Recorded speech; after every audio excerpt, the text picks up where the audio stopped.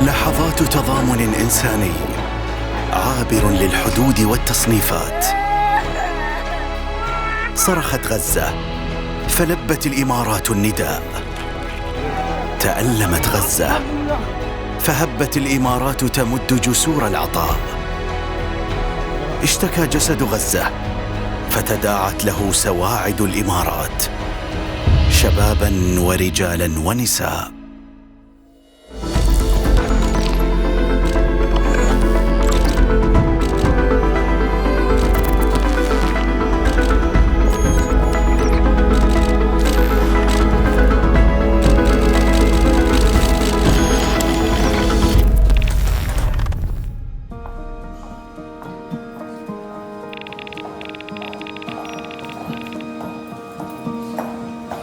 I'm Dana Mohammed. I was born in Russia and I came here to UAE when I was about 6 years old. I'm a volunteer and I have volunteered in UAE Field Hospital in Gaza. I'm a nurse, specialized in ICU. When I saw the post which said that they need volunteers for Gaza, I thought that this is the time to pay back to the country. But one day I was at my day shift, I got a call. They told me, we want you to come to Gaza. I was really happy to hear that. I knew it was risky, but it's worth the risk. When it was time to go and I had to inform my mom that I'm going to Gaza, and she was really worried. She told me, well, you can help people and volunteer here as well. Well, I told her I feel like they need me even more in Gaza. It was hard for her to let me go, but maybe somewhere she was already prepared because she knows that I'm a nurse. We are frontliners. We are risking every day. She told me, at the end it's your choice. Whatever you decide, I support you. Just be safe, and she knows that I'm strong enough to handle this. Before even getting into the plane, I was having anxiety, but then in the plane, when I met the people and I got to know the team, it kind of made me feel better that everything's gonna be okay. As we entered Gaza, right from the borders, I was frightened. I could see the crashed buildings, the kids running around the streets. They were waving to us. Some of them, they were sending us hearts, and they were grateful that we are there for them.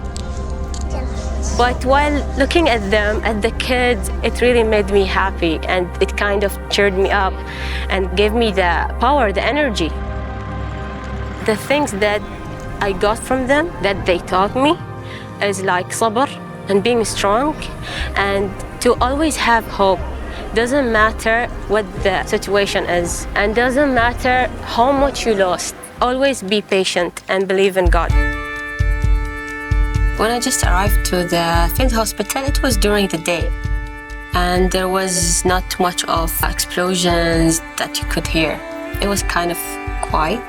And I was just getting to know the staff and the people that I'm gonna work with. All of a sudden, I heard explosion. And I was actually confused. What was that? Because I'm not familiar with the sounds. I thought, is it the door or is it a truck or something? Because we had a lot of trucks coming. But then it started increasing. Here I realized it is actually explosions, and I could hear the guns. I could hear people screaming. I was frightened, and kind of with time, because we hear a lot of explosions during the night, and like within a few days, I got used to it. The hospitals are overwhelmed. People are fearing live ammunition. Their fears are telling. People are terrified.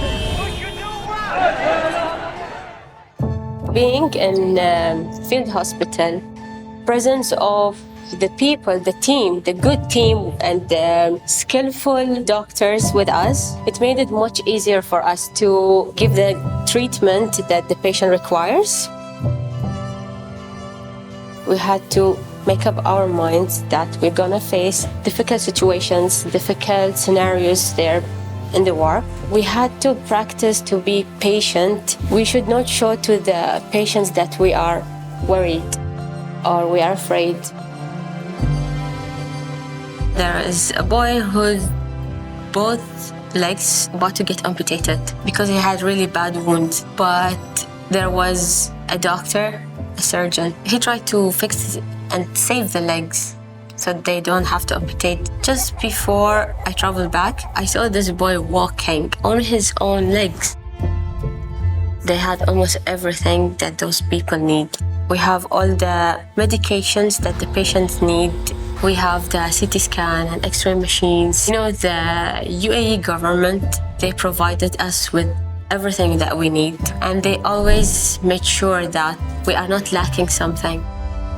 And the team that I worked with, really amazing. They have that special talents because they know how to communicate with the patients there because those patients are different. They're special because we are in the war. But those doctors, they knew how to give them hope, how to make them stronger. They still have that will to make the best they could to save a person's life. Even doesn't matter how hopeless it was, still they will fight for the patient till the last second.